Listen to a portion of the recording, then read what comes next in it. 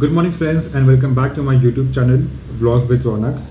आज का जो वीडियो है ये मैं घर के अंदर शूट कर रहा हूँ एंड इस व्लॉग के अंदर मैं आपसे डिस्कस करने वाला हूँ कि मेरा जो बिज़नेस है टूर्स एंड ट्रैवल्स का, तो उसमें मुझे क्या परेशानी हो रही है एंड इस व्लॉग के अंदर हम ये भी डिस्कस करेंगे कि हम इसको कैसे इम्प्रूव कर सकते हैं। आप में से बहुत लोगों को पता है कि मेरा जो बिज़नेस है वो टूर्स एंड ट्रैवल्स का है एंड जिसको नहीं मालूम था, जो आज भी कमेंट्स करके पूछते हैं कि भाई आप क्या काम करते हो, आप किधर हो, आप क्यों इतना घूमते हो, तो उनके लिए यही कहना चाहता हूँ कि मेरा एक बिज़नेस है टूर एंड ट्रैवल्स का मुंबई में, जहाँ से मैं कार सप्लाई करता हूँ ऑन रेंट बेसिस। तो लग्जरी कार हो या स्मॉल कार हो या कोई एसयूवी हो, तो ये कार मैं प्रोवाइड करता हूँ फ्रॉम मुंबई। मैंने एक वीडियो डाला था ओला कैब्स को लेके, जिसमें मैं ओला कैब्स में एज ए ड्राइवर काम करता हूँ। पूरे दिन में अप्रॉक्सीमेट 9 से 10 घंटा मैंने जब काम किया, उसके बाद मेरे पास कुछ भी पैसे नहीं बचे, इनफैक्ट मैं लॉस में गया था।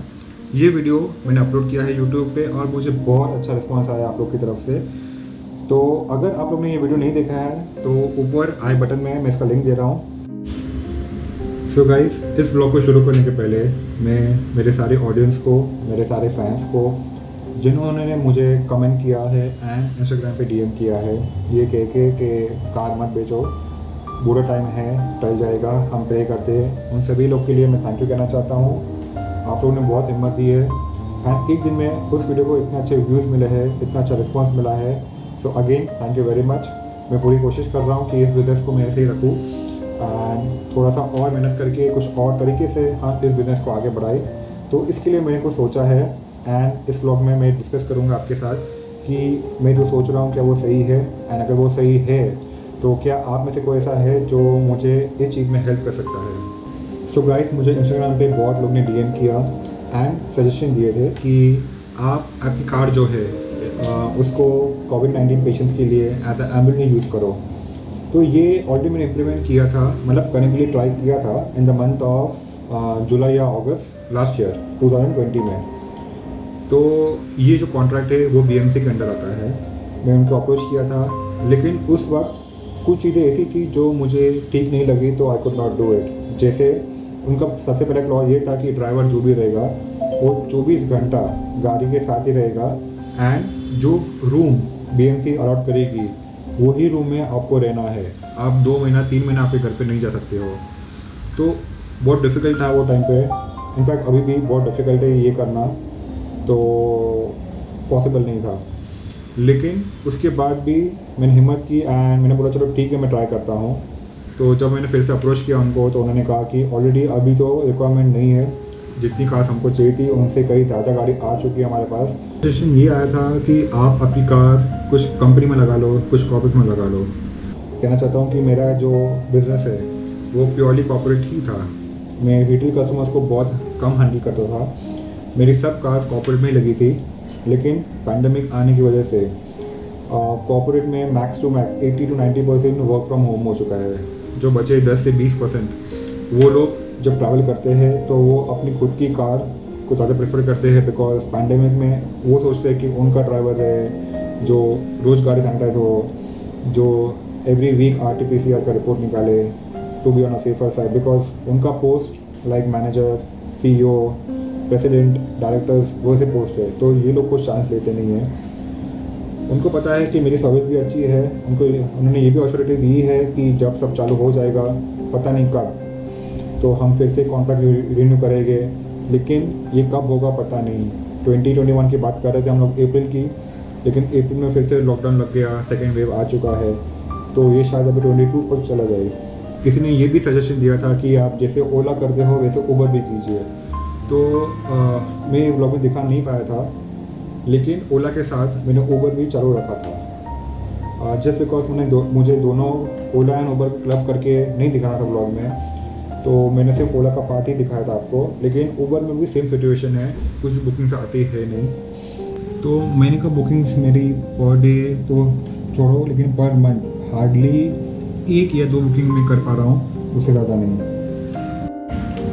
एंड यस, मुझे ऐसे भी सजेशन आया है कि सर आप आपकी कार बेच डालो एंड पैसे बचेंगे तो आप एक बाइक ले लो, बिकॉज आप पहले मोटर ब्लॉगिंग करते थे, तो आप वो कंटिन्यू करो लेकिन कहीं ना कहीं मैं ये समझता हूँ कि मोटो ब्लॉगिंग एक अपना अलग ही पैशन है, एंड मेरे लिए मेरे कार का पैशन एक अलग ही चीज़ है। दोनों को मैं क्लब नहीं करना चाहता हूँ। हाँ, मैं बाइक भी लूँगा आगे जाके, इफ़ इन केस सब अच्छा हो जाए, सब ठीक हो जाए, मेरा जो मेरी जो लाइबिलिटीज़ है मेरे ऊपर वो सब ख़त्म हो जाए एक बार, उसके बाद कुछ सेविंग करके I am planning to buy a bike. वो बाइक भी कौन सी होगी उस वक्त पता नहीं, कितना साल लगेगा ये बात को भी। तो जब भी लूँगा कुछ जो भी रहेगा वो तो आपको पता चल ही जाएगा ब्लॉग में।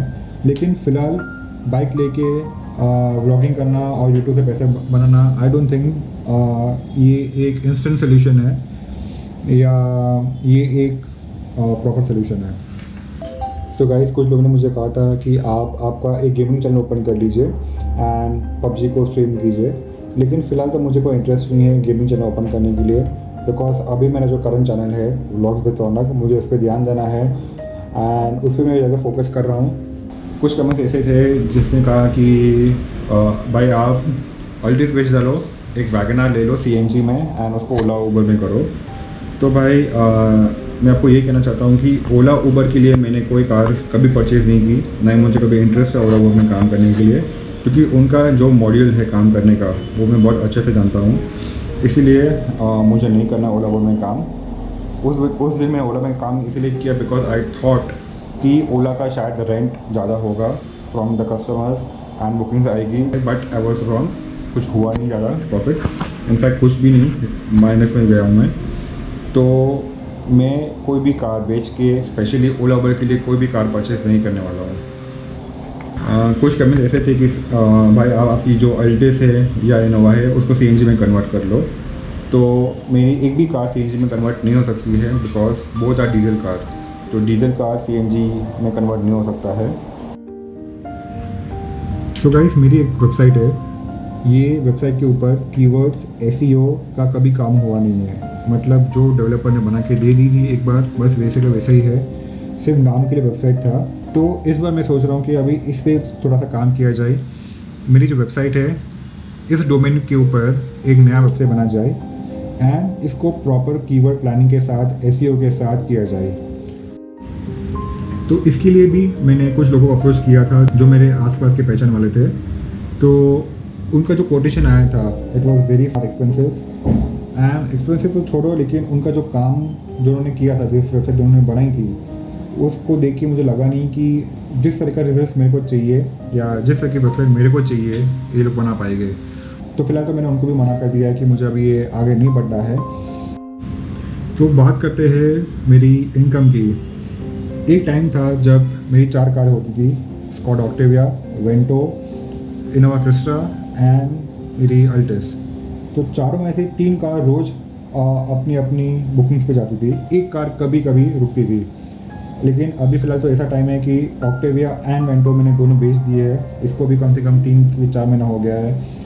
अल्टिस एंड क्रिस्टा दोनों घर पे खड़ी रहती है, आपको पता है हार्डली कोई बुकिंग्स आती है, मतलब महीने की 2 या 3 बुकिंग्स मुश्किल से आती है। तो अगर उसका मैं टोटल रेवेन्यू निकालूँ सिर्फ कस्टमर बिलिंग पार्ट, तो उसका होता है कुछ 30,000-40,000। वो 30-40,000 के अंदर कार के फ्यूल निकल जाते हैं कम से कम 15 से 20 हज़ार रुपया। तो बचता क्या है 15 से 20 हज़ार रुपया। उस 15-20 हज़ार रुपये के अंदर मुझे कार का मेंटेनेंस निकालना है, कार का EMI निकालना है, तो पॉसिबल नहीं है। और ये पैसे भी तब बचते हैं कि जब मैं खुद एज अ ड्राइवर जाता हूँ। अगर मैं कोई ड्राइवर को भेजूँ बदली पे, मतलब पर डे के बुकिंग के हिसाब से, तो ड्राइवर पर डे का 800 रुपया या 1000 रुपया लेते हैं। अब करते हैं बात हमारे यूट्यूब इनकम की। तो यूट्यूब से मेरा इनकम कितना होता है कि मेरे मैक्सिमम वीडियोस के ऊपर कॉपीराइट क्लेम लगता है, बिकॉज जो ऑडियो है वो मेरा अपना नहीं है, ऑडियो मैं किसी और का यूज़ करता हूँ। अभी तक सिर्फ एक ही ऐसा वीडियो है जो रेवेन्यू शेयरिंग पे जा रहा है, बाकी सब वीडियोस के रेवेन्यू जो है उसका 100% रेवेन्यू कॉपीराइट ओनर को मिल रहा है, मुझे कुछ भी नहीं मिल रहा है। मुझे जो मिल रहा है वो है व्यूज़, सब्सक्राइबर जो बढ़ रहे हैं और आप लोग का जो प्यार आ रहा है, बस यही चीज़ है, बाकी कुछ भी नहीं आ रहा है। जो मेरे नॉर्मल डेली व्लॉग्स है, जैसे ओला कैब्स है, आज का व्लॉग है, एंड जो मेरा नॉर्मल टूर्स होता है, उस पर मैं जो साउंड डालता हूँ दैट इज़ फ्रॉम epidemicsound.com। तो ये मैंने ईयरली प्लान परचेज़ किया है।